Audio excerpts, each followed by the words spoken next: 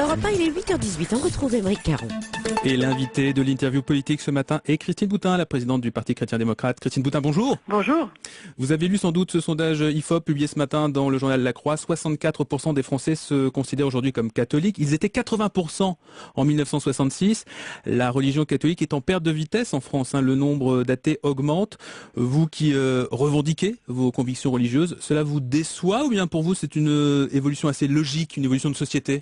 Non, ça, je suis pas déçu. Je crois que effectivement la façon où chacun de vivre sa foi est devenue différente et je pense que ceux qui aujourd'hui sont 64% et qui prétendent et qui affirment être catholiques le sont de façon plus profonde sans doute que quand il y en avait 80%.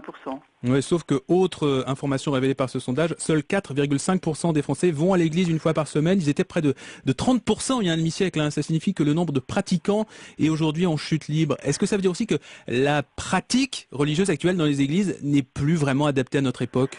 Écoutez, je ne crois pas du tout. 4,5%, c'est assez stable depuis une dizaine d'années, en tous les cas, puisque quand je me suis présenté à l'élection présidentielle en 2002, c'était également le chiffre annoncé. Donc, je ne crois pas qu'il y ait une baisse. Ce qui est certain, c'est que il y a eu le Vatican II qui a beaucoup perturbé, mais aujourd'hui, il y a au contraire une renaissance liturgique qui me semble très importante et dans laquelle les hommes et les femmes retrouvent un peu le chemin et le sens de leur vie, oui. Ce que ne disent pas les chiffres de l'étude publiée ce matin dans La Croix. Dans les 5%, si, ça je suis certain que les pratiquants qui sont aux 5%, eux trouvent bien le sens de leur vie en étant pratiquants, ça je le crois vraiment. Et est-ce que pour attirer à nouveau des pratiquants dans les églises, oui, est-ce qu'il ne faudrait pas que justement le Vatican évolue sur un certain nombre de questions de société Non, je ne crois pas du tout. Je ne crois pas du tout. Vous savez, nous sommes dans une société qui est perdue. Nous sommes dans une société où le libéralisme devient prégnant à tous côtés. C'est-à-dire que maintenant, ce qui compte, c'est mon désir et pas celui du voisin. Je m'en fiche complètement. Il faut satisfaire mon désir et c'est ce qui donne le sens à ma vie. Eh bien, je crois que c'est excessivement limité et je pense que cette société de consommation à outrance arrive à son terme. Et du reste, au plan mondial, on voit bien qu'il y a un mouvement de recherche d'un nouveau système parce que je pense que le système libéral est arrivé à son terme. Votre parti met la religion en avant dans sa dénomination même, le parti chrétien-démocrate. Est-ce que le fait religieux et le fait politique doivent encore être mélangés en 2010 quasiment ? Le parti chrétien-démocrate qui a souhaité donc ce nom en affirmant une histoire politique. Nous nous situons dans l'histoire des idées politiques de la France. C'est vrai que la France a une tradition chrétienne, de culture et de religion chrétienne, mais pour l'instant, il n'y avait plus, depuis la disparition de l'UDF,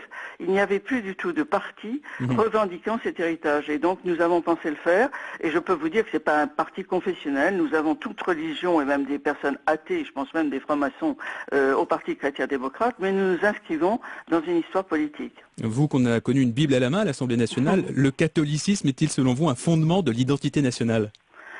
Écoutez, vous savez, la question de l'identité nationale, elle est très très complexe. Pour moi, l'identité nationale, elle se fonde sur 3 symboles. La politique est formée par les symboles. Eh bien, c'est la langue, c'est le drapeau et c'est la Marseillaise. Et moi, je pense qu'il aurait fallu réfléchir à partir de ces faits concrets, ces symboles-là, pour éviter les dérapages.